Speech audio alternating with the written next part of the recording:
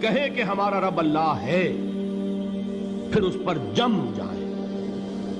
ان پر فرشتوں کا نزول ہوتا ہے، نہ کوئی غم کرو نہ خوف، خوشیاں مناؤ جنت کی جس کا تم سے وعدہ کیا گیا تھا۔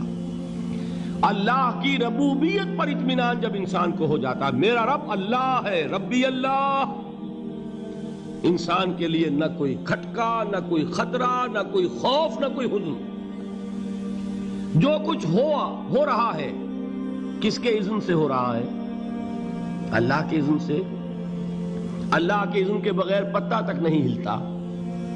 یہ کوئی اندھا بہرا مادہ نہیں ہے جس سے مجھے کوئی خوف ہو۔ اندھا بھینسا چلا آ رہا ہو اس سے تو ڈرنے کا ہر انسان کو ڈرنا چاہیے، نہ معلوم کس کو ٹکر مار دے۔ لیکن نہیں، اس کائنات کو چلانے والا ایک سمیع و بصیر خدا ہے، وہ جو میرا دوست ہے، میرا ولی ہے۔ اللہ ولی الذین آمنوا یخرجہم من الظلمات الی النور۔ اللہ اہل ایمان کا ولی ہے، ساتھی ہے، پشت پناہ ہے، مددگار ہے، حمایتی ہے۔ بتائیے جسے یقین ہو جائے کہ اللہ میرا مددگار، اللہ میرا محافظ، اللہ میرا پشت پناہ، اللہ میرا حمایتی، اس کے لیے کوئی خوف ہوگا؟ اس سے کوئی ڈر ہوگا؟ میں مثال دیا کرتا ہوں ایک بہت سادہ پنجاب کے دیہات کی۔ وہ بڑا چودھری ہے اور کوئی غریب کسان ہے۔ اس غریب کسان کے جانوروں کو ہر وقت اندیشہ ہوگا چوری کا، کوئی میری بھینس کھول کر نہ لے جائے، کوئی میرا بیل کھول کر نہ لے جائے۔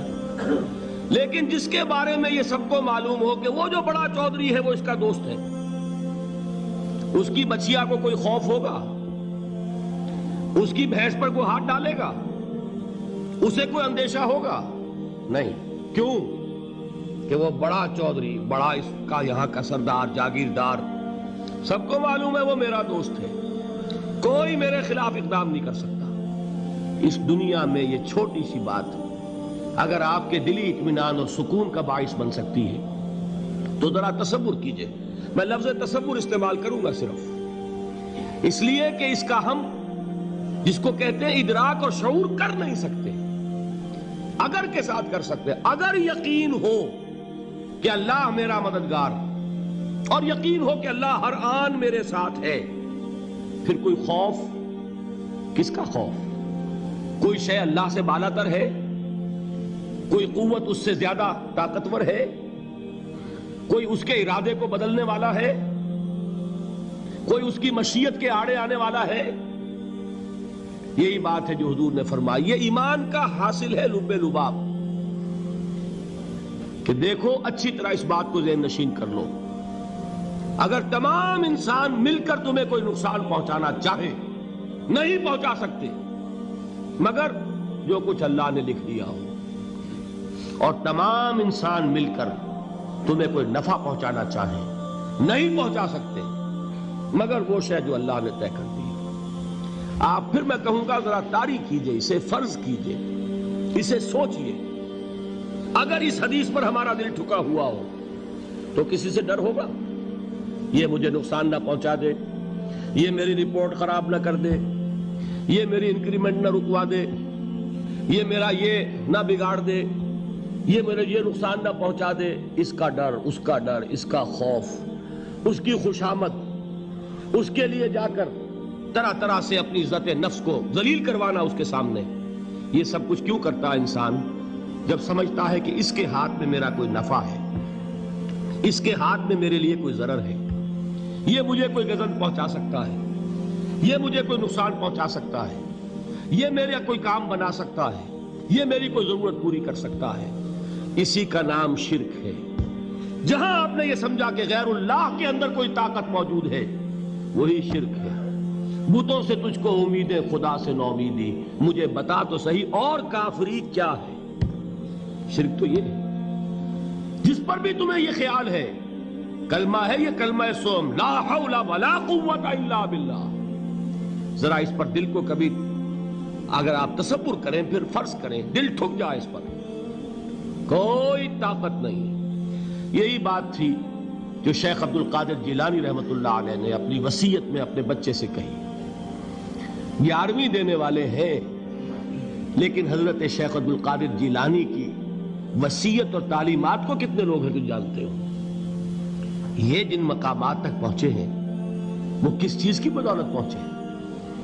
انہوں نے جو پیغام دیا وہ کیا تھا؟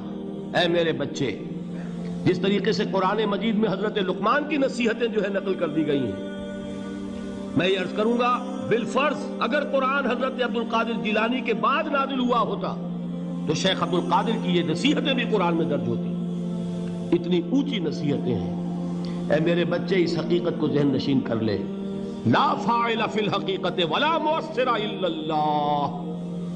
اس کائنات میں نہ کوئی فاعل حقیقی ہے نہ مؤثر حقیقی ہے سوائے اللہ کے. کسی شے میں کوئی تاثیر نہیں اگر اللہ نہ چاہے. آگ جلا نہیں سکتی اگر اللہ نہ چاہے. پانی ڈبو نہیں سکتا اگر اللہ نہ چاہے. زہر ہلاک نہیں کر سکتا اگر اللہ نہ چاہے. کوئی چیز فائدہ نہیں پہنچا سکتی اگر اللہ نہ چاہے. تو در در پہ کیوں سر جھکاتے ہو؟ در در پر کیوں جبیں سائی کرتے ہو؟ سب کے سامنے کیوں ہاتھ پھیلاتے ہو؟ ایک اللہ سے مانگو. ایک اللہ کے سامنے زمین پر اپنی جبین رکھو. لا فاعل فی الحقیقت ولا مؤثر الا اللہ. نظر آتا ہے ہمیں کہ پانی پیاس بجھا دیتا ہے. پیاس بجھانے کی صلاحیت پانی میں نہیں ہے، اللہ کے اذن سے. کھانا بھوک مٹا دیتا ہے. بھوک مٹانے کی صلاحیت کھانے میں نہیں ہے، اذن رب میں. دیکھیے یہی یقین تھا. حضرت موسیٰ علیہ السلام کا واقعہ یاد کیجئے. سامنے سمندر آ گیا ہے. قوم دیکھتی ہے پیچھے کہ گرد و غبار کا طوفان ہے. معلوم ہوا کہ فرعون اپنے لشکر سمیت آ گیا ہے. لشکر جب چلتا تھا تیز رفتاری کے ساتھ تو گرد و غبار کا جو طوفان اٹھتا تھا اس کا تصور کیجئے. اور لمحہ بلمحہ وہ قریب آ رہا ہے. پوری قوم نے کیا کہا؟ اے موسیٰ انا لمدرکون. اے موسیٰ ہم کو پکڑے گئے.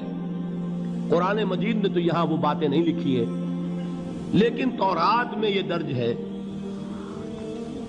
کہ بنی اسرائیل جھگڑنے لگے، دست و گریبان ہو گئے موسیٰ کے ساتھ. موسیٰ ہمیں یہاں مروایا لا کر، اس سے تو ہم وہیں بہتر تھے. وہاں کھانے کو ملتا تھا، زندگی تو تھی، بیگار ہم کر رہے تھے، موت تو نہیں تھی.